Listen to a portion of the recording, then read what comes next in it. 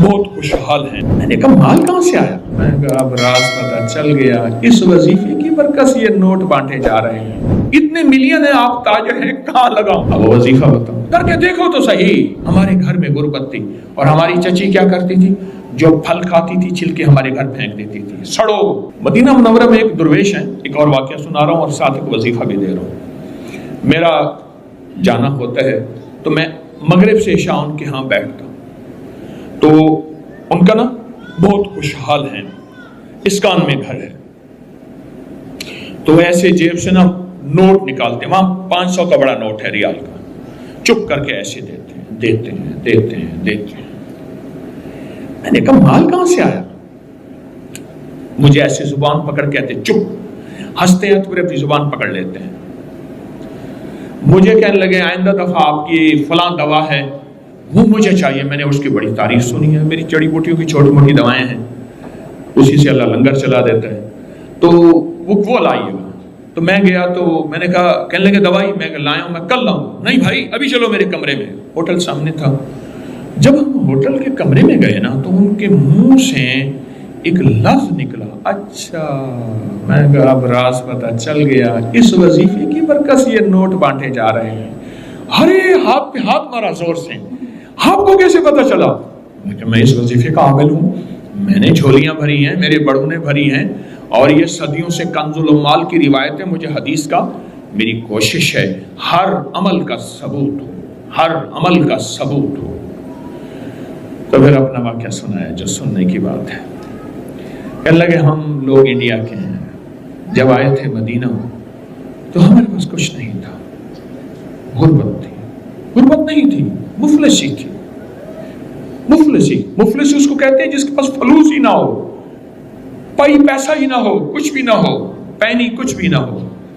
ہمارے بڑے کیا کرتے تھے؟ مدینہ کی سبزی منڈی سے گلے ہوئے پھل، گلی ہوئی سبزیاں لاتے تھے، کاٹتے تھے، دھوتے تھے، اور بعض اوقات نہ نمک اور ہوتا تھا نہ مرچ ہوتی تھی، اتنی غربت، بس ابال کے کھا لیتے تھے۔ ایک درویش آئے، انہوں نے یہ وظیفہ بتایا، اس کو پڑھنا شروع کر دیں۔ کہا بس ہم پڑھتے گئے۔ اب تونگری کا یہ عالم ہے، مجھ سے کہنے لگے میرے پاس اتنے ملین ہیں، فلاں کاروبار ہے، فلاں کاروبار ہے، فلاں کاروبار ہے، فلاں کھا گیا، وہ فلاں کھا بھی گیا میرا پیسہ، اتنے ملین ہیں، آپ تاجر ہیں، کہاں لگاؤں؟ تو میں نے ان سے مشورہ دیا آپ خوشبو پہ لگا دیں، خوشبو کا کام پورے ورلڈ میں اچھا کام ہے۔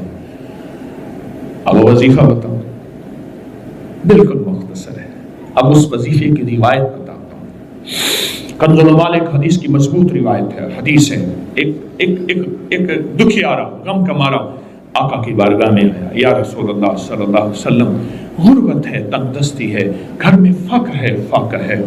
تو آپ نے فرمایا جب گھر میں جایا کر، بس 2 چیزیں ہیں مختصر، اللہ والو 2 چیزیں مختصر، جب گھر میں جایا کر سلام کیا کر، ایک دفعہ قل ہو اللہ پڑھ لیا کر، بس وضو یا بے وضو سلام کیا کر اور ایک دفعہ قل ہو اللہ پڑھ لیا کر کے دیکھیں تو صحیح، کانپتا ہے دل تیرا اندیشہ ہے طوفان سے کیا؟ آپ کہتے ہو کیا ہوگا؟ کر کے دیکھو تو صحیح، میرے آقا کے وظیفے، کانپتا ہے دل تیرا اندیشہ ہے طوفان سے کیا؟ نہ خدا تم، بحر تم، کشتی بھی تم، ساحل بھی تم، وائے ناکامی تو محتاج ساقی ہو گیا، میں بھی تم، مینا بھی تم، ساقی بھی تم، محفل بھی تم، میں بھی تم، مینا بھی تم، ساقی بھی تم، محفل بھی تم، کانپتا ہے دل تیرا اندیشہ ہے طوفان سے کیا؟ نہ خدا تم، بحر تم، کشتی بھی تم، ساحل بھی تم۔ ایک دفعہ سلام اور ایک دفعہ سورۃ قل ہو اللہ گھر میں داخل ہوں۔ اور میں نے اس کا ایک اور پیکج طاقتور تیار کیا ہے، پوری دنیا میں میرے روحانی پیکج چلتے ہیں۔ میں ابھی یوٹیوب کی میں دکھا رہا تھا ڈاکٹر صاحب کو بھی اور اپنے مخلصین کو بھی، 1 ارب 6 کروڑ کتنا ہے؟ 1 ارب 7 کروڑ صرف ایک چینل کے ہیں ہمارے ویوز، اور کچھ لاکھ، ہمارے 8 چینل ہیں، یہ صرف ایک چینل کے ہیں۔ پوری دنیا زبانوں میں کام ہو رہا، انگلش، اردو، رشین، ازبک، پرشین، بنگلہ، ہندی، پتہ نہیں اور کس کی زبانوں میں، خیر پھیل رہی ہے. میں ایک پیکج دیتا ہوں اس کا. اب ایک کمرے سے داخل ہوں, یہ صحابہ کا عمل تھا. صحابہ کرام کے بارے میں ہے, درخت کی اوٹ سے نکلتے تھے تو دوسرے درخت میں آتے تھے, سلام کرتے تھے. ایک اوٹ سے ایک جگہ سے نکلتے تھے, دوسری جگہ آتے تھے, سلام کرتے تھے. میں اس کا پیکج دیتا ہوں ہمیشہ. گھر کی خواتین ہیں, وہ کہتی ہیں ہم سارا دن گھر رہتی ہیں, دروازے سے باہر نکلتی نہیں. ایک کمرے سے نکلے دوسرے کمرے میں, دل میں سلام کریں, فرشتے موجود ہیں, جنات موجود ہیں, ارواح موجود ہیں, کوئی نظر نہیں آ رہا. عمل پورا کریں, سلام کریں اور قل ہو اللہ پڑھیں. کچھ عرصہ کر کے دیکھیں تو صحیح. ایک اور واقعہ سنو. ایک صاحب ہے کراچی میں, ہر سال نئے ماڈل کی گاڑی ان کے لیے پہلے سے بک ہوتی ہے. ڈیرہ اسماعیل خان کے قریب ایک جگہ, وہاں کے رہنے والے کہنے لگے ہماری چچی, ہم گھر میں رہتے تھے, درمیان میں دیوار تھی چھوٹی سی, وہ مالدار تھے, ہم غریب تھے. ایک وقت ایسا آیا, میں اسکول سے آیا نا, اماں سے کہا اماں بھوک لگی ہے. کہنے لگا بیٹا 3 روٹیوں کا آٹا ہے پر لکڑیاں نہیں. 3 روٹیوں کا آٹا ہے, بچے بہت سارے تھے, چلو 1 روٹی میں تجھے دے دوں گی, 2 ہم مل کر گزارا کر لیں گے. ہمارے گھر میں غربت تھی اور ہماری چچی کیا کرتی تھی, جو پھل کھاتی تھی چھلکے ہمارے گھر پھینک دیتی تھی. سڑو, ہم یہ ہیں, جلو. جو چیز کھاتی تھی ہمارے گھر پھینک دیتی تھی. میری ماں چپ کر کے رو کے وہ چھلکے اٹھا کے باہر پھینک دیتی تھی. چچی کا حسد یہ تھا, کینہ یہ تھا. ہاں, کہا کہ میری اماں باتیں کر ہی رہی تھی تو ہمارے گھر میں ٹھا ایسے ہوا کیا, چچی کے گھر آئی لکڑیوں کے آگے شاخیں ہوتی ہیں جس میں کانٹے لگے ہوئے ہوتے ہیں. اس نے وہ پتلی پتلی شاخیں توڑی اور کانٹوں والی ساری شاخیں اٹھا کے ہمارے گھر پھینکی. اماں کہنے لگے بیٹا لکڑیاں آ گئی.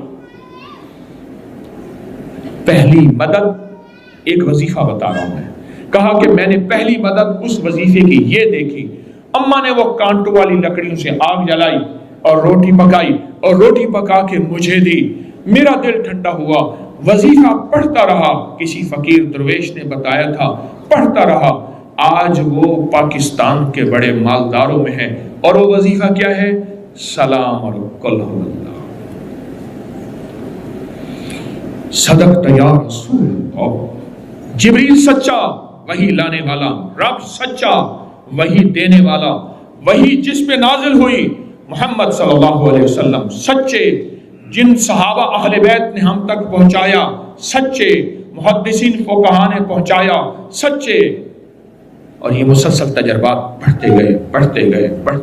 ہمارے نا محلے میں ایک درزی ہوتا تھا, بہت کاریگر تھا, اس کے بڑے شاگرد تھے.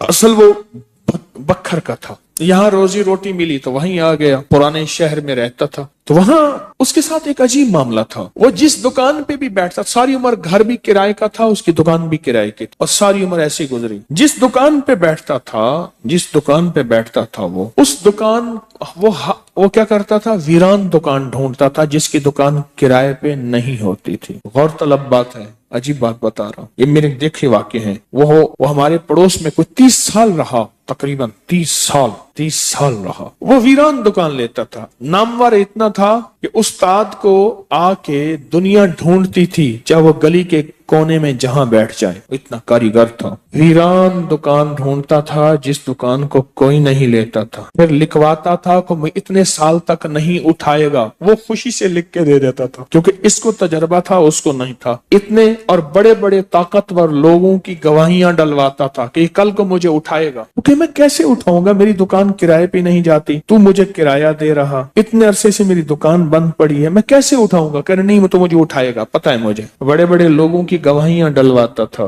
لکھواتا تھا, کرایہ دیتا رہوں گا, دیتا تھا. ادھر وہ کرائے پہ بیٹھتا تھا. چند دنوں کے پاس اس کے پاس لوگ آنا شروع ہو جاتے, یہ دکان دے. وہ اگر 20 روپے کرایہ دیتے, ہم 30 روپے دیتے ہیں, ہم 40 روپے دیتے ہیں, کوئی کہ ہم 50 روپے دیتے ہیں. अब उसका दिमाग बेचारे का तो वैसे हिला, चेतरल गया, दिमाग तो हिलना था। वो इसको आके कहता कि मुझे इतने लोग दे रहे हैं। मैंने कहा मैंने तुझे पहले कहा था लिखवा के दो। अच्छा, ये चंद बार हुआ। जिस दुकान पे भी बैठता था उस दुकान पे बैठते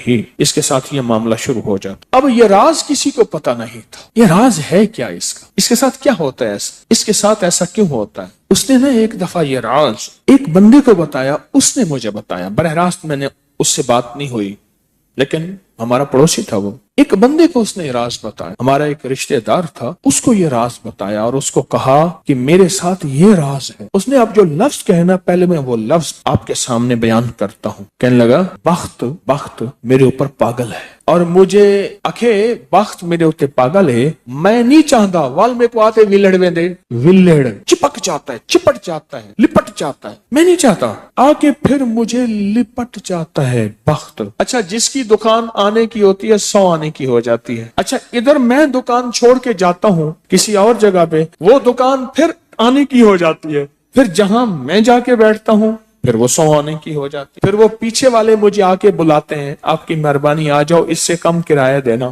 था कोई ऐसा, क्योंकि हाथ का कारीगर बहुत कम होता है जो सर फिरा ना हो। हाथ का कारीगर वो हाथ का जिस शोबे का हो। था कोई सर फिरा, कह रहा मैं नहीं जाता था इस दुकान पे, तुमने मुझे निकाला था। सारी जिंदगी उसने ऐसी गुजारी। अब ये बख्त कहां से मिला? अब बख्त को सुने। कहा मेरा बाप मजदूर था, मजदूरी करता था। बड़ा हुआ तो उसने मुझे दर्जियों के काम पे डाल दिया कि बेटा चलो छांव का काम है तो करता रहेगा। मैं तो धूप सर्दी गर्मी मजदूरियां करता रहा। दर्जियों का काम छांव का काम है तो करता रहेगा। और मेरे वालिद कहता था तुझे कोई ऐसा रईस मिल जाए जो अपनी डेवड़ी में जो जगह दे। बाज रईस ऐसे होते हैं जिन्होंने मुस्तकिल दर्जी रखे हुए होते हैं, उनका हर वक्त कपड़े सिलते रहते हैं। कह रहे दुआएं देता था वालिद मुझे कोई रईस मिल जाए। क्या वालिद का हादसा हो गया, वालिद की टांग टूट गई। वालिद की बूढ़ी वालदा थी, हम वालिद की खिदमत करते थे। वालिद दुआएं देता था, अनपढ़ था। किसी ने वालिद को अल्लाहुम्मा सल्ली अला मोहम्मद बता दिया, बस यही पढ़ता था और टूटी फूटी कुल हुवल्लाह पढ़ता था, बाकी कोई अब्बा को पता नहीं था। कहा मैं दर्जियों से पैसे थोड़े से लाता था, घर में फाके आना शुरू हो गए। थोड़े से पैसे मैं लाता था, अभी काम सीखा नहीं था, उस्ताद कभी कभार दे देता था और वालिद रोज लाता था। घर में सख्ती और तंगी आना शुरू हो गई, बहुत ज्यादा गुर्बत, तंगदस्ती। कल हमारी एक फूफी थी, कहीं दूर रहती थी, बहुत बूढ़ी थी, वालिद से भी बड़ी थी। वो आके हमारे घर उसने कयाम कर लिया कि तुम्हारे वालिद की खिदमत करूंगी। उसके बेटे उसे ठोकरें मारते थे और उसकी इज्जत नहीं करते थे। वो फिर घर आ गई। अब मेरी माँ मुझे देखे, मैं अपने देखूं। माँ ने कहा बेटा आ गई है, इसकी भी खिदमत साथ करनी है। अब फूफी ने, एक फूफी बूढ़ी अब्बे से बड़ी, एक वालिद माजूर, बूढ़ी वालदा और बहुत सारे बहन भाई। कहा कि कई रातें ऐसी गुजरती थी, मैं और मेरी माँ नहीं खाते थे, हम फाकों में सोते थे, फूफी को खिलाते थे। कहा फूफी खाती बहुत थी, खाती बहुत थी। आप बच्चों का सब कुछ खा जाती थी, सारा अपना भी खा जाती थी, खाती बहुत थी फूफी।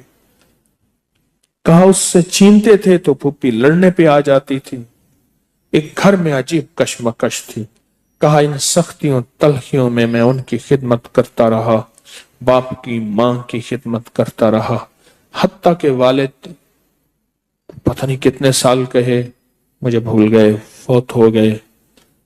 और फुप्पी ने के दिल में यह बात आई कि हमने वालिद को जहर दिया। उसने सारे जहान को कहना शुरू किया कि इन्होंने वालिद को जहर दे दिया, मेरे भाई को मार दिया। घर में रोटी भी खाती थी, बच्चों से छीन के भी खाती थी, चोरी छुपे भी खाती थी, दिन रात भी खाती थी, हमें बुरा भला भी कहती थी, लोगों के यहाँ शिकवे भी करती थी। फूफी ने जीना हराम कर दिया। कहा मेरी माँ कहती थी बेटा कोई बात नहीं, बर्दाश्त करो। बर्दाश्त करते करते फूफी भी चली गई। اور اس کو اللہ کی امانت کو اللہ کے سپرد کیا، اور پھر اب ماں رہ گئی۔ اب میں نے اپنی ساری توجہ ماں پہ ڈال دی۔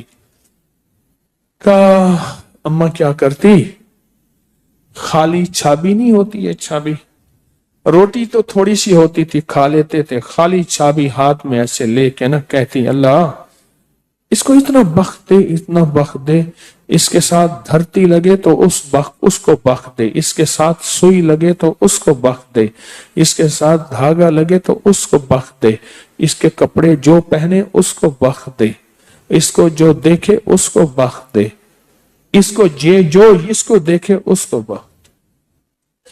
اماں چھابی لے کے مانگتی تھی، روتی تھی، اور بعض اوقات چھابی میں اماں کے بہت سارے آنسو ہوتے تھے۔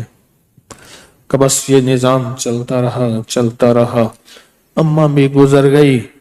اب اس کے بعد پھر میں، میرے بچے، اب جو بخت کے دروازے کھلے، میں جس کو دیکھتا ہوں اس کو بخت، جو میرے کپڑے پہنتا ہے اس کو بخت، جس سے سوئی خریدتا ہوں اس کو بخت، جس سے دھاگا خریدتا ہوں اس